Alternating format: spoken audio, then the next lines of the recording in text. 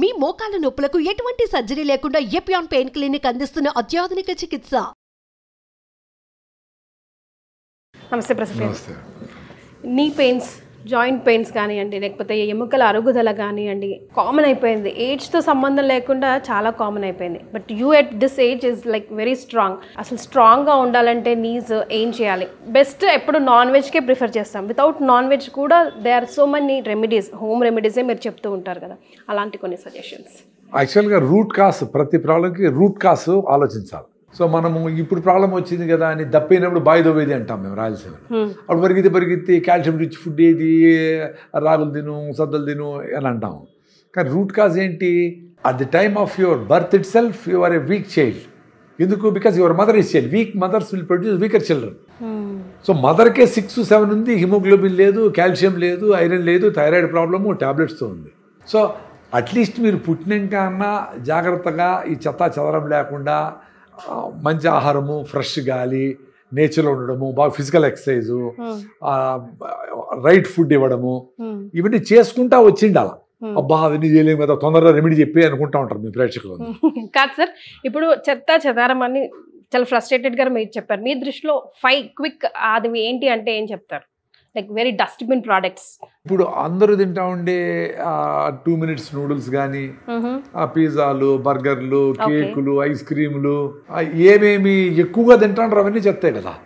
ఏమి తినలేదు అది రిచ్ ఫుడ్. 5 రిచ్ ఫుడ్స్ ఏమేమి చెప్తా? జొన్న రొట్టె, సద్ద రొట్టె, రాగి ముద్ద, నువ్వుల లడ్డు, పల్లీల లడ్డు, కొబ్బరి లడ్డు, గుగ్గిళ్ళు, బఠానీలు, శనగలు, అలసందులు, ఉలవలు, ఇన్ని ఉన్నాయి rich foods. Seasonal fruits, organic vegetables, సన్లో పోయి నువ్వుల నూనె పూసుకొని ఉండడము, ఇవన్నీ మనకు పాసిబుల్ ఉండేటివి ఎవరు చెప్పడంలే, చేయడంలే.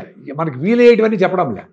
ఇప్పుడు 200 పెట్టి పిజ్జా కొట్టారు, 50 రూపాయలు పెడితే 1 కిలో రాగులతో మీరు 4 రోజులు ఇంటిల్లి పాది రాగి రొట్టెలు చేసుకొని తినొచ్చు, జొన్న రొట్టెలు చేసుకొని తినొచ్చు. సో ఈజీగా ఉండేదాన్ని మనము చాలా దూరం పెట్టినాం. కష్టంగా ఎవరి చేతుల్లోనే ఉండి ఏదో మిషన్లో చేసి దానికి టాపప్ చేసి అందంగా అలంకరించి ఇంత రొట్టె ముక్కకి ఇంత పెద్ద బాక్స్ పెట్టి ఆ చెత్త అదంతా తీసుకుని మళ్ళీ డస్ట్బిన్లు వేసి ఆ గార్బేజ్ అంతా భూమిని అబ్యూజ్ చేసి ఇన్ని చేసేదాన్ని గొప్ప అనుకొని అడ్వర్టైజ్మెంట్ చేస్తాడు.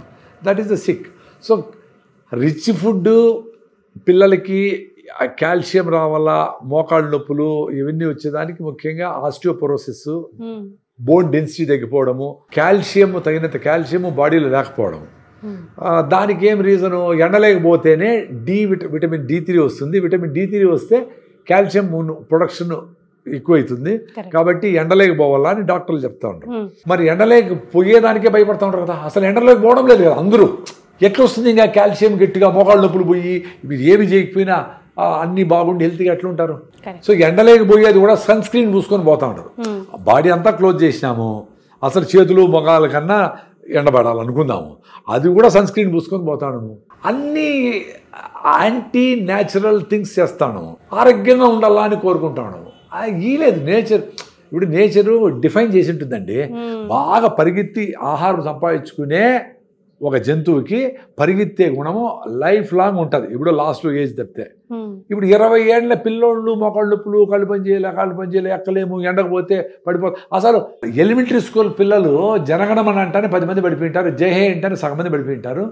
ఎండలో అసలు నిలబడుకోలేరు. అసలు ఎండలేకే పోలేకుండా వీళ్ళు 100 ఏళ్ళు ఏం బతుకుతారు? ఆరోగ్యంగా ఎట్లుంటారు? ఎంత లైఫ్ స్టైల్ ఎంత డిస్టర్బ్ అయింది. సో దీనికి అందరూ మరి సైన్స్ నాకు 10కి 10 వచ్చినాయి, నేను ఇదైపోయినా అదైపోయినా అంటూ ఉంటారు. మరి ఎక్కడ ఏ లోపం ఉంది?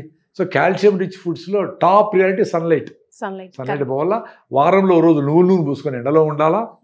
ముఖ్యంగా రాగులు సూపర్ ఫుడ్. కర్ణాటక స్టేట్ మొత్తం రాగులు తింటారు. రాగుల్లో హైయెస్ట్ కాల్షియం ఉంది. మీరు తాగే నీళ్ళల్లో కూడా మినరల్స్ లేని నీళ్లు తాగుతా ఉంటారు. సో మీ బాడీ ఆల్కలైన్గా ఉంటుంది. అసిడిక్గా ఉండే ఆరో వాటర్, మినరల్ లెస్ వాటర్ని మినరల్ వాటర్ అని తాగుతూ ఉంటారు. కాబట్టి అవి కూడా మీ కాల్షియంని లాగేసుకుంటూ ఉంటాయి.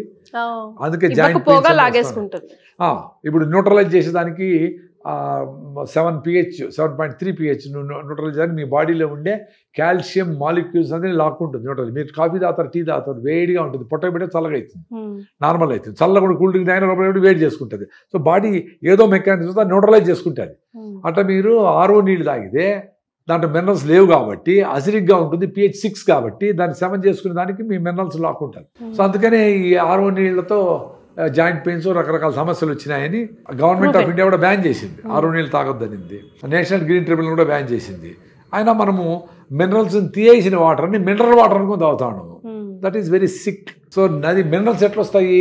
వర్షం పడినప్పుడు ప్రతి ఊరు చుట్టుపక్కల అడవి ఉండేటివి. అడవిలో ఉండే చెట్లు 100 అడుగుల లోపల నుంచి మినరల్స్ తీసుకొని ఆకుల్లో, కాయల్లో, పువ్వుల్లో పెట్టి వాటి పర్పస్ అయిపోతాయి, కింద రాలిపోయి మట్టి అయిపోతాయి. మనం కూడా చచ్చిపోతే మట్టి అయిపోతాం. మన ఎముకలన్నీ మట్టిలో కలిసిపోతాయి. సో మొత్తం కాల్షియం అన్ని మినరల్స్ భూమిలోనే ఉంటాయి. సో మట్టే మినరల్స్. మనం వర్షం పడినప్పుడు ఆ మట్టి కరిగించుకొని ఫ్లో అయ్యే ఎర్ర నీళ్లు తాగి జంతువులన్నీ హాయిగా ఉన్నాయి. సో డిజాల్వ్డ్ మినరల్స్ అన్నీ కొన్ని రోజుల తర్వాత సెటిల్ అయిపోయి చెరువులో మీరు చూడండి వర్షం పడినప్పుడు ఎర్రగా ఉంటాయి, తర్వాత సెటిల్ అయిపోతాయి.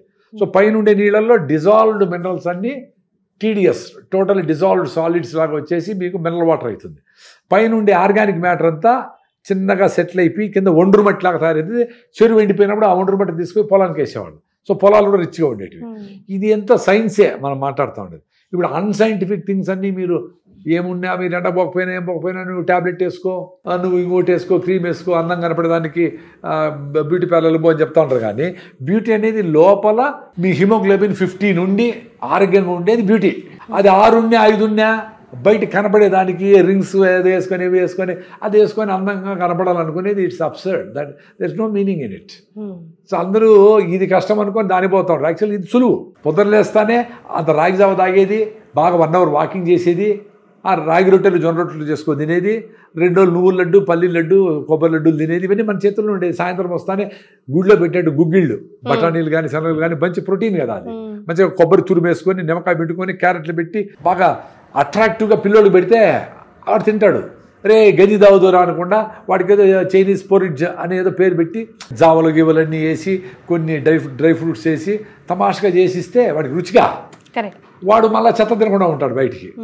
ఏ ఫుడ్ అయినా ప్యాక్ అయితే డేంజర్. ఫుడ్ ఫ్రెష్గా ఉండాలి, పెను మీద నుంచి ప్లేట్ లేకుండా. సో ఆ రకమైన హెల్తీ ఫుడ్ ఇంట్లోనే తయారవుతుంది, ఎక్కడ బయట తయారు కాదు. మనం తాగుతూ ఉండే పాల ఉత్పత్తులు, రిఫైన్డ్ ఆయిల్, చక్కెర, మైదా, బ్రాయిలర్ కోళ్ళు ఇవన్నీ ఆరోగ్యానికి కీడ్ చేయటమే. నేను vegetarian from the last 35 years. నా హిమోగ్లోబిన్ 15.8 ఉంది. నేను ఇప్పుడు కూడా కొండలు ఎక్కగలుగుతా ఉన్నాను, స్విమ్మింగ్ చేయగలుగుతా ఉన్నాను. సో నేను కూడా స్పెషల్ అని కాదు. ఈ జీవన విధానం మీరు 1 month ట్రై చేయండి. 30 ఏళ్ళు 40 ఏళ్ళు ఏమేమో తిన్నారు. 1 month మనము కాఫీ, టీ, పాలు, చక్కెర, మైదా, నాన్ వెజిటేరియన్, కోడిగుడ్లు, రైసు, గోధుమలు ఆపేసి పొద్దున్నే మిల్లెట్స్, సాయంత్రం మీ ట్రెడిషనల్ ఫుడ్ మీరు దేశీ బియ్యం తింటా అంటే దేశీ బియ్యము, జొన్న రొట్టె, సద్ద రొట్టె, ఈవినింగ్ అర్లీ తక్కువగా. సో ఈ 2 మీల్స్తో మధ్యాహ్నం ఆకలిస్తే ఫ్రూట్స్. ఈ రకంగా మీరు 1 hour మినిమం బ్రిస్క్ వాకింగ్, చెమట పట్టేటగా ఇంత మాత్రం చేయండి. ఏదో యోగా, ఏదో ఎక్సర్సైజ్ ఏమొద్దు, ఫస్ట్ ఇవి చేయండి.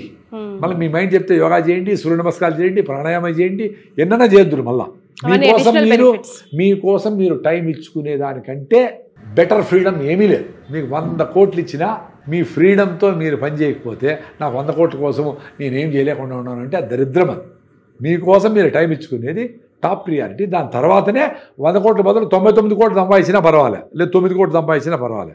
మీకోసం మీరు టైం ఇచ్చుకునేది ఆ 1 hour మార్నింగ్ అనేది చాలా important. I feel happy when I see KBR park people. అక్కడ అంతమంది వచ్చి పొద్దున్న 5 నుంచి సాయంత్రం 8 వరకు కూడా వాళ్ళందరూ కూడా బాగా రిచ్ పీపులే ఉంటారు. జూబ్లీ హిల్స్ కారులో వచ్చేవాళ్ళు వాళ్ళందరూ వాళ్ళ కోసం టైం పెట్టగలుగుతూ ఉంటారు కదా. మరి మిడిల్ క్లాసు సామాన్యులు మేము టైం ఇవ్వలేకుండా ఉన్నాం అంటే ఎట్లా? రిచ్ పీపుల్ ఇవ్వగలిగింది వాళ్ళు ఇంకా బిజీ కదా మీకంటే కూడా, కంపెనీలు అని. మిడిల్ క్లాస్ పీపుల్ ఇంకా జాగ్రత్తగా వాళ్ళ ఆరోగ్యం కాపాడుకునే దానికి ఎక్కువ టైం ఇవ్వాలి. ఎస్. సో విన్నారు కదా 1 month ఛాలెంజ్ ప్రకృతి వనం ప్రసాద్ గారు మన ముందుకు త్రో చేస్తున్నారు. ఇప్పుడు దాకా ఏదో చేశారు కదా, ఈ 1 month ఇది చేసి చూడండి ఎంత డిఫరెన్స్ వస్తుందో కింద కామెంట్ చేసి చెప్పండి. Thank you so much for joining us.